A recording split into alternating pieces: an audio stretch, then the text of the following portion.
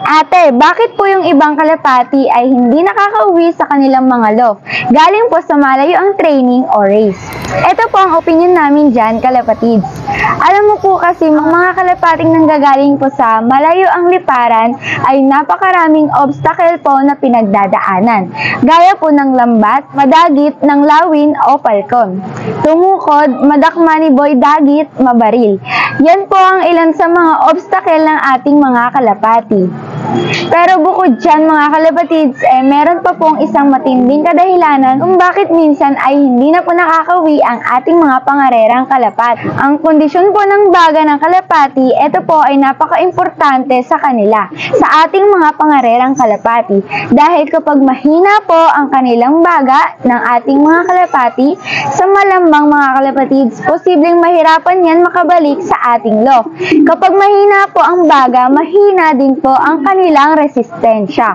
Ang paghahina po ng baga ng mga pangarerang kalapati ay isang seryosong kondisyon po na nangangailangan ng agarang atensyon o solusyon.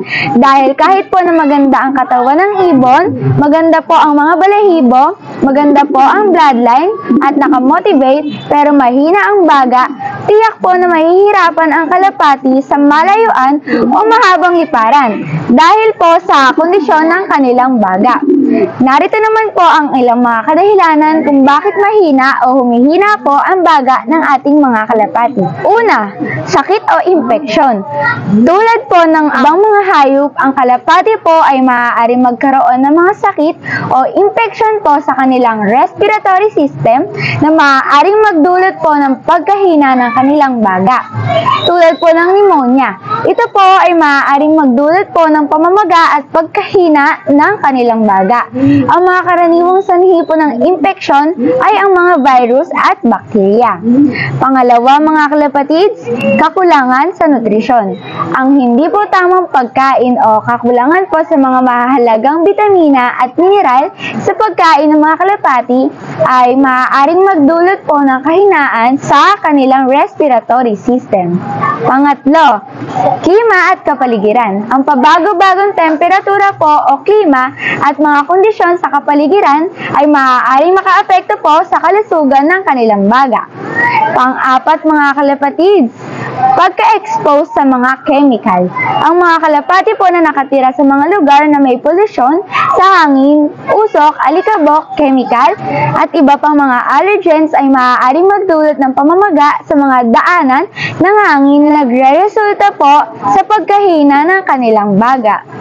Ayan po ang ilan sa kadahilanan kung bakit po nanghina o humihina ang baga ng ating mga kalapati. Narito naman po ang ilang mga sintomas. Una, pagkahirap huminga o madalas hingalin. Ang kalapati po ay maaari magkaroon ng hirap sa paghinga na madalas at mabilis po ang paghinga na hinihingal. Ito po ay posibleng mahina po ang kanilang baga. Pangalawa po, pagkawala ng gana sa pagkain. Ang mga kalapati po na may mahinang baga ay maaaring mawalan po ng gana sa pagkain o hindi po kumain ng sapat. Pangatlo mga kalapatids, pagbaba ng enerhiya. Ang kalapati po ay maaaring maging mahina at hindi po aktibo. Yan po ay isang posibleng sintomas na po na mahina ang kanilang baga. Ayan po ang ilan sa sintomas na mahina o humihina ang baga ng ating mga kalapati. Ito naman po ang ilang maaaring panglunas sa mga kalapating mahina po ang baga. Organikong panglunas at bitamina. Una po, vitamin C. Ang vitamin C po ay kilala sa pagpapalakas ng immune system at pagpapabawas po ng pamamaga. Ito po ay maaaring makuha sa kalamansi. Pangalawa po, probiotics. Ang mga probiotics po ay mabubuting bakterya na maaaring magbalanse po ng microbial flora sa baga at maaayos po ang mga problema sa respiratory system ng ating mga kalapati. Pangatlo po, herbal na tsaa tulad ng luya at oregano. Ang iba't ibang mga herbal po na tsaa ay maaaring magkaroon ng mga pampalakas na epekto po sa respiratory system ng ating mga kalapati. Karagdagang panglunas po, regular na ehersisyo. Ito po ay makakatulong sa pagpapalakas ng baga ng ating mga kalapati at pagpapabuti po ng sirkulasyon ng kanilang dugo. Paalala mga kalapatids, bago po bigyan ng anumang suplemento o panglunas ang ating mga pag-aalaga, mahalaga po na mabigyan ng tamang pangangalaga ang kalapati na may mga sintomas na mahina ang baga. Kung may mga alalahanin ka po tungkol sa kalusugan ng iyong kalapati, mabuting kumonsulta po sa isang veterinaryo upang makakuha po ng tamang payo at pangangalaga. So ayan, sana po ay nasagot ko na maayos at walang kulang ang katanungan ni isa pang Mr. Shy Type. At kung may mali naman po, pakicorrect na lang po ako. So ayan mga kalapatids, palambing naman po sa'yo na nasa kabilang screen. Please follow and share naman po ng aming mga video. Thank you so much po.